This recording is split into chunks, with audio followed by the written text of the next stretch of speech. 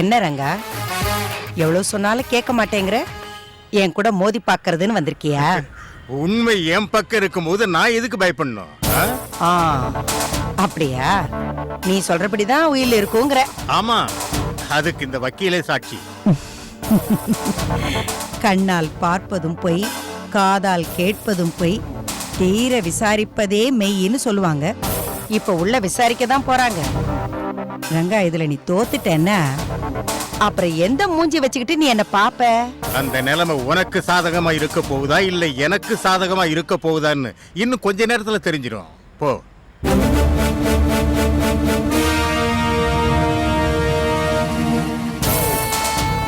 நம்ம வக்கீல் அங்க இருக்காரு.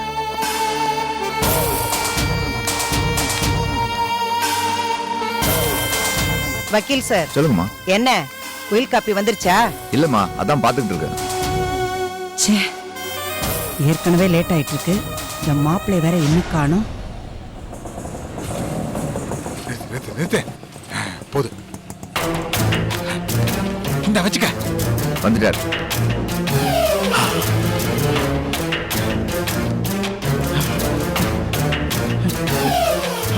எல்லாம் ஓகே. நீங்க பேசிட்டு இருங்க, நான் உள்ள போய் பார்த்து வந்துடுறேன்.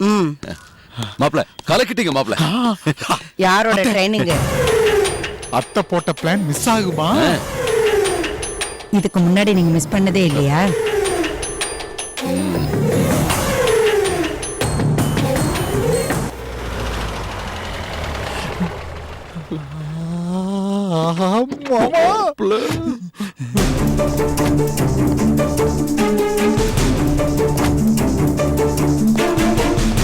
அத்தை வருது.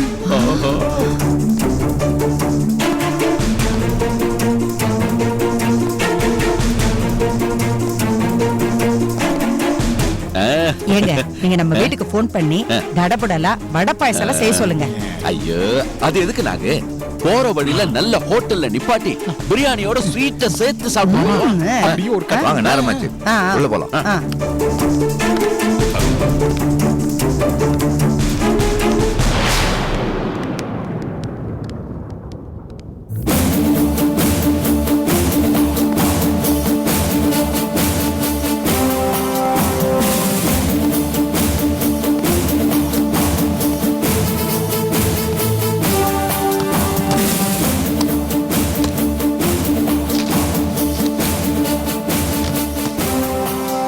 இங்க உட்காருங்க.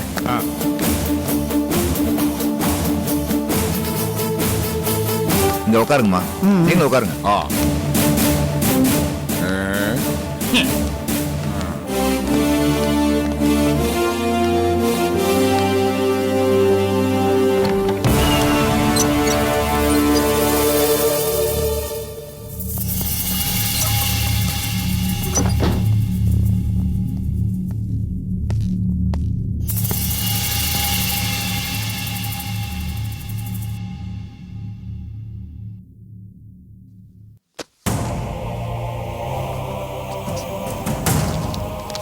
Any representations?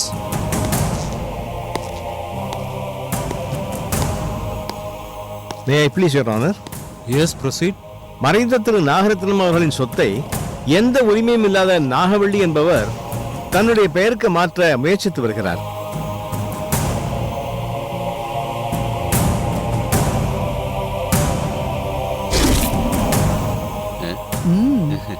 அதற்கு தடை கோரி அண்ணாச்சி என்கின்ற வெற்றிவேல் என்பவரின் சார்பாக ஏற்கனவே மனு தாக்கல் செய்யப்பட்டுள்ளது. அதை விசாரணைக்கு எடுத்துக் கொள்ள வேண்டும். எஸ் எஸ், ஞாபகம் இருக்கு. ரெஜிஸ்டர் ஆபீஸ்ல இருந்து அந்த உயில் காப்பியை வாங்கி உங்களை சப்மிட் பண்ண சொல்லி இருந்தேனே. கொடுத்துருக்காங்க யுவர் ஆனர்.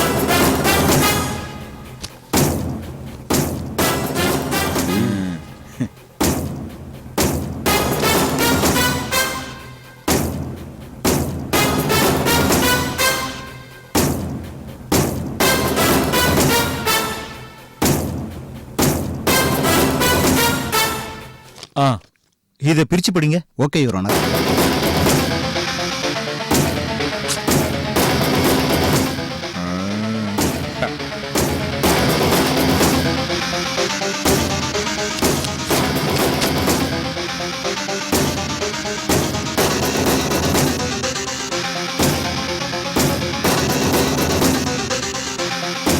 உயில் சாசனம் 1978 வருடம் பிப்ரவரி மாதம் 23ஆம் தேதி கோட்டையூர் பிள்ளையார் கோயில் தெரு கதவு எண் 37 வசிக்கும் திரு ப. நாகரத்தினம் வயது 62 ஆகிய நான் நல்ல ஞாபக சக்தியுடனும் பிறருடைய தூண்டுதல் இல்லாமலும் எனது முழு விருப்பத்தின்படியும் எழுதி வைக்கும் உயில் சாசனம் என்னவென்றால்,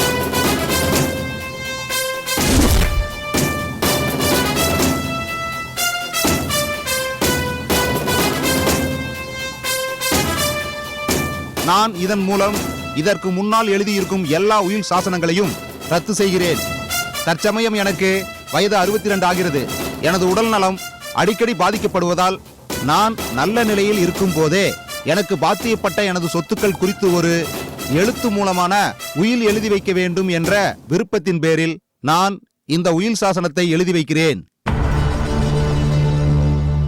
எனக்கு வைதேகி என்பவருடன் திருமணமானது. அவர் ஏற்கனவே இறந்து விட்டார். இதுவரை எனது மகளாக அறியப்பட்டு வரும் நாகவல்லி என்பவர் உண்மையில் எனக்கு பிறந்தவர் அல்ல.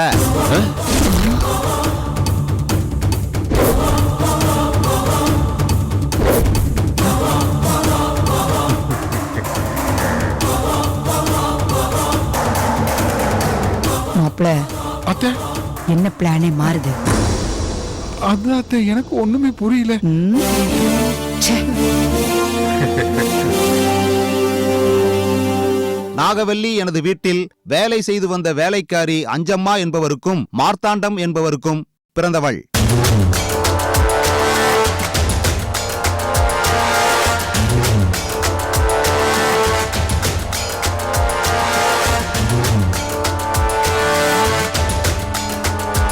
நாகவல்லி பிறந்த போதே அவரது தாயார் அஞ்சம்மா இறந்து விட்டார். அந்த சோகம் தாங்காமல் மார்த்தாண்டம், அதாவது நாகவல்லியின் அப்பா, விஷம் குடித்து தற்கொலை செய்து கொண்டார்.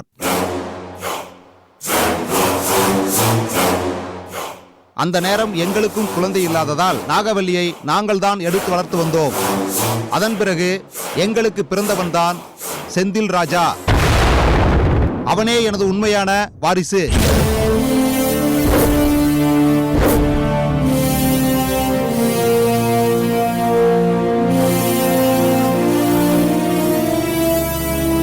நாகவல்லி தத்து பிள்ளை என்றாலும் எங்களது பிள்ளையைப் போலத்தான் வளர்த்து வந்தோம். ஆனால் நாகவல்லி பெரியவளானதும் அவளது போக்கு மாறத் துவங்கியது.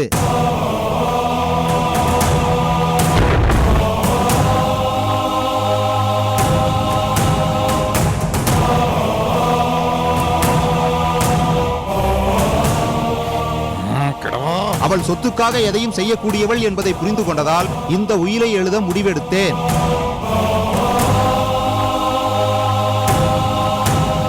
என்னுடைய ஜீவித காலத்திற்கு பிறகு எனது சொத்துக்கள் அனைத்தும் எனது உண்மையான வாரிசான செந்தில் ராஜாவுக்கே சேரும்.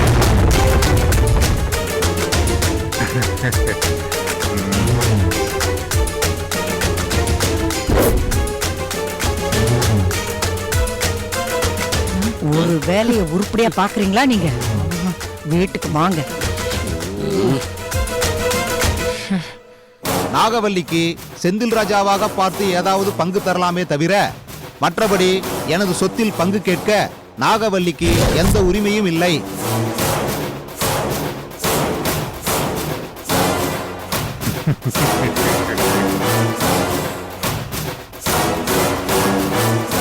எனது சொத்துக்கள் பற்றிய விவரங்களை தனியாக குறிப்பிட்டிருக்கிறேன். இப்படிக்கு ப. Nagarathinam. That's all your honour. May please your honour. இந்த வழக்கின் எதிர்மனுதாரரின் வழக்கறிஞர் என்ற முறையில் என்னுடைய வாதங்களை சமர்ப்பிக்க அனுமதிக்குமாறு கேட்டுக்கொள்கிறேன். ப்ரொசீட். திரு நாகரத்தினத்தின் வாரிசாக குறிப்பிடப்பட்டுள்ள திரு செந்தில் ராஜாவின் குடும்பத்தார் இப்போது யாரும் உயிருடன் இல்லை. எனவே இந்த சொத்துக்களை பாதுகாத்து வருகின்ற என் கட்சிக்காரர் திருமதி நாகவல்லியே அதை தொடர்ந்து அனுபவிக்க உரிமை அளிக்குமாறு கேட்டுக்கொள்கிறேன். Objection your honour. Yes, proceed. Senthil ராஜாவின் குடும்பம் மொத்தமாக இறந்துவிட்டது என்பதை நான் எதிர்க்கிறேன்.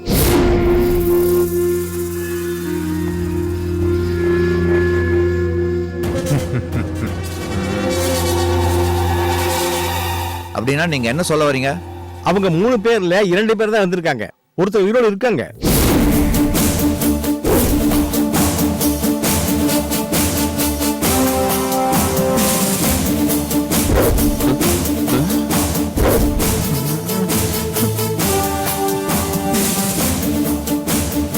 மாப்பிள என்ன மாப்பிள கிழமை ஏதோ புதுக்கதை விடுறான்.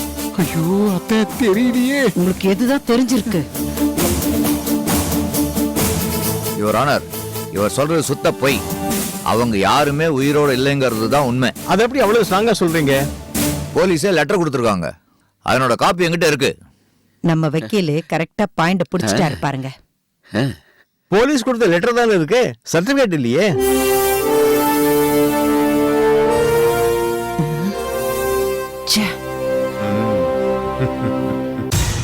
ஐயோ இந்த ஞானம் விடமாட்டான் போல இருக்கே. இப்போ நீங்க என்ன சொல்ல வரீங்க mister Gnanasundaram? Your honour, police தரப்புல செந்தில் ராஜாவின் குடும்பத்தை சேர்ந்த 3 பேரும் செத்துட்டாங்கன்னு சொன்னது உண்மைதான்.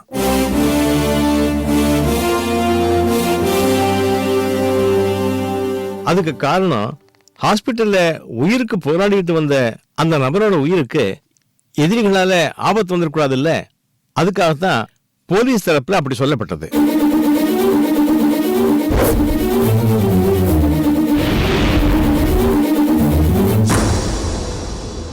மற்றபடி சர்டிபிகேட் எதுவும் தரப்படல. அப்படின்னா நீங்க அவரை கோர்ட்ல ஆஜர்படுத்தலாமே. தாராளமா. ஏன் மாப்பிள என்ன இந்த கிழமை குழப்பிக்கிட்டே இருக்கான்? அத்தை நான் நேர்ல போய் விசாரிச்சனே. 2 பாடி கார்ல இருந்துச்சு, ஒரு பாடிய கையில ஒப்படைச்சானுங்க. மொத்தம் 3 டெட் பாடி. இப்ப என்னமோ ஞான குழப்பறானே.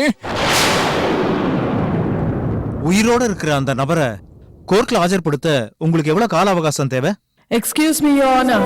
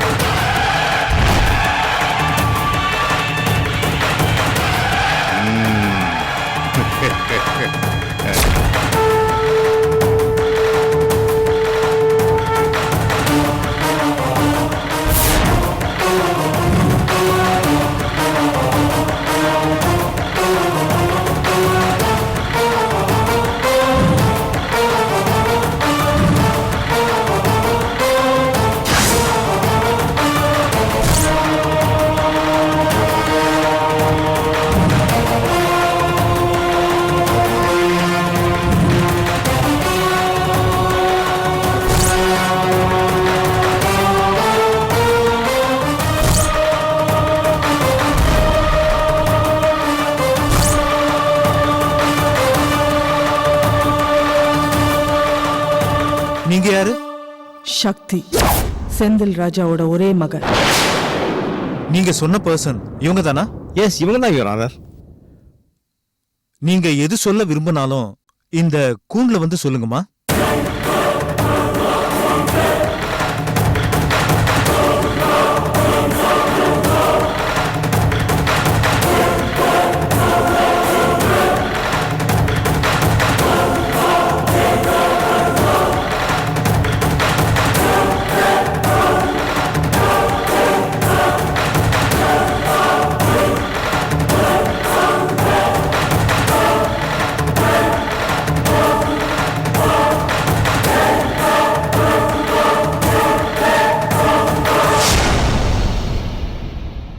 Your Honor, செந்தில் ராஜாவுக்கும் வசந்தாவுக்கும் பிறந்த ஒரே மக சக்தி நான் தான். அன்னைக்கு நடந்த சம்பவத்துல எங்க அம்மா அப்பா மட்டும்தான் இறந்து போனாங்க.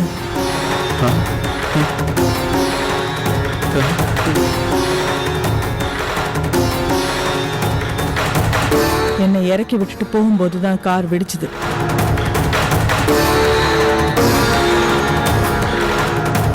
அப்ப எனக்கு முன்னாடி நின்னுட்டு இருந்த வேற ஒரு பொண்ணு தான் இறந்து போனா.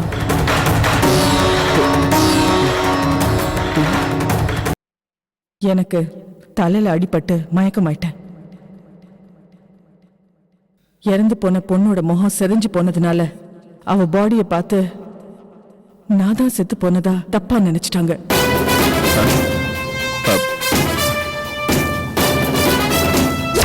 ஆனா நான் உயிரோட தான் இருக்கேன்.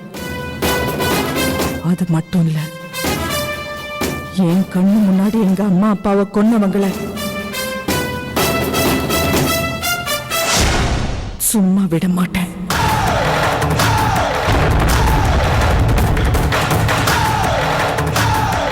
அவங்கள உங்க முன்னாடி நிறுத்தி தண்டனை வாங்கி தராம விட மாட்டேன்.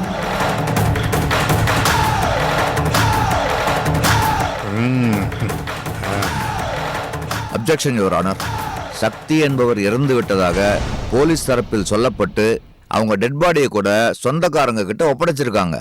இப்ப இவங்க திடீர்னு வந்து நான் தான் சக்தின்னு சொன்னா எப்படி நம்புறது? பாயிண்ட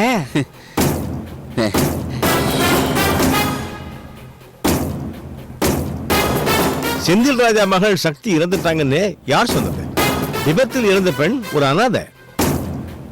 சக்தி குடும்பத்தை கொண்ட கொலையாளிக்கு சக்தி உயிரோட தான் இருக்காங்கிற விஷயம் தெரிஞ்சா இவங்க உயிருக்கு ஆபத்து வந்துடும்.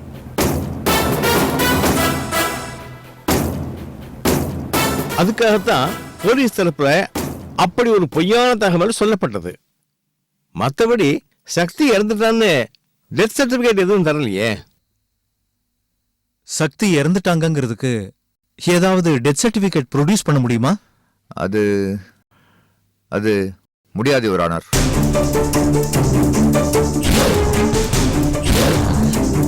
இப்படி பொசுக்குன்னு முடியாதுன்னு சொல்லிட்டாரு.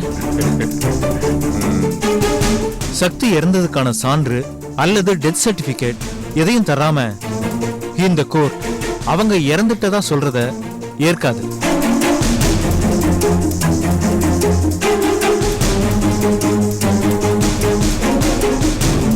அது மட்டுமல்ல, இந்த வழக்கு நாகரத்னத்தின் சொத்தை திருமதி நாகவல்லி என்பவர் தன் பெயருக்கு மாற்றிக்கொள்வது சரியா தவறா என்பதை பற்றிதானே தவிர உண்மையான சக்தி யார் என்பதை பற்றி அல்ல.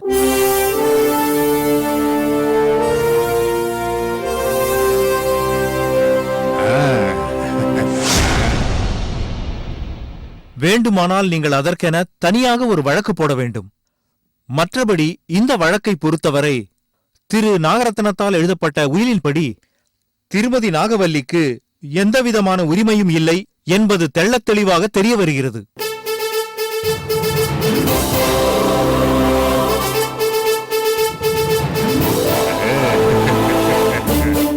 எனவே திருமதி நாகவல்லி திரு நாகரத்னத்தின் பேத்தியாக கருதப்படும் செல்வி சக்தி அவர்களிடம் மறுப்பெதுவும் தெரிவிக்காமல் உடனுக்குடனே மொத்த சொத்தையும் ஒப்படைக்க வேண்டும் என்று சொல்லி இந்த வழக்கை நான் முடித்து வைக்கிறேன்.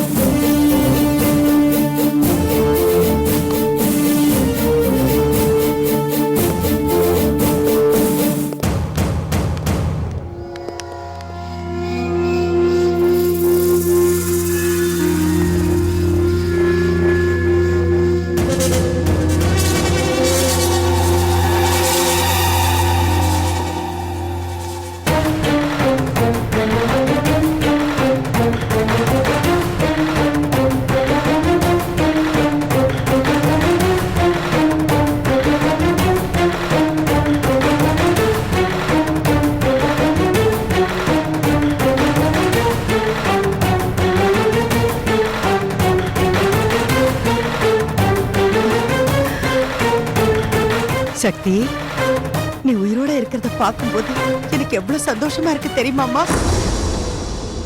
நீயும் செத்து போயிட்டு இருந்தாம நான் இதெல்லாம் பண்ணேன். வாமா, வீட்டுக்கு போலாம் வாமா.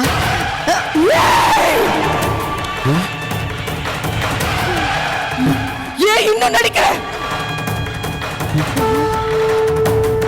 நாங்க உனக்கு என்ன துரோகம் பண்ணோம்? எல்லா சொத்தையும் வச்சுக்கொண்டானே சொன்னோம். அப்புறம் ஏன் எங்க அப்பா அம்மாவை கொன்ன? ஏன் கொன்ன? நான் அத்தம்மா, என்ன விட்டுருமா. மூடு. என்ன அத்தை? எங்க அப்பாவோட கூட பிறந்தவளே இல்லைன்னு தெரிஞ்சாச்சு. போச்சு, இன்னும் என்ன நடிச்சிட்டு இருக்க? உன் வேஷம் எல்லாம் வெளுத்து போச்சுடி, தரம் கேட்டவளே. இது பாரு, இனிமே நான் உனக்கு பெர்மிஷன் கொடுத்தாதான் நீ அந்த வீட்லயே இருக்க முடியும், இல்ல நடு தெருவுல தான் நிக்கணும். மரியாதையா செஞ்ச தப்ப ஒத்துக்கிட்டு சரண்டர் ஆயிடு, இல்ல நானே உன்னை உள்ள தள்ளிடுவேன்.